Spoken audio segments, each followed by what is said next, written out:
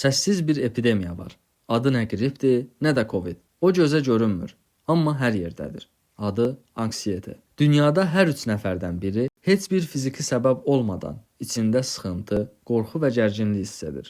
Anksiyete gələcəkdə ola biləcək bir təhlükəni ağlımızda şişirdərək hiss etməyimizdir.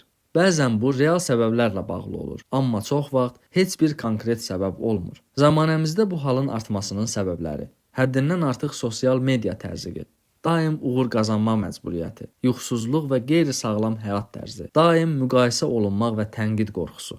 Anksiyete təkcə bir düşüncə halı deyil, bədəndə də özünü göstərir. Nəfəs darlığı, ürək döyüntüsü, əzələ gərginliyi, dərindən dincələ bilməmək. Bu problemin öhdəsindən necə gəlmək olar? Anksiyete zəiflik deyil. O, beynimizin bizi qorumağa çalışmasının bir formasıdır. Amma bəzən bu qoruma mexanizmi həddindən artıq işləyir. Bu zaman nə etmək lazımdır? Özünü müşahidə et. Anksiyete nə vaxt və necə başlayır? Hərəkət. Hətta 20 dəqiqəlik gəzinti belə beyin kimyasını dəyişir. Danışmaq, dəstək almaq, psixoloqla görüşmək gücsüzlük deyil, güclü olmaq üçün addımdır. Bu səssiz epidemiyanın içindəsənsə, unutma. Sən bu döyüşdə tək deyilsən və mübarizə aparmağa dəyər. Videonu bəyəndinsə, kanala abunə ol. Bəs sən bu problemlə necə mübarizə aparırsan?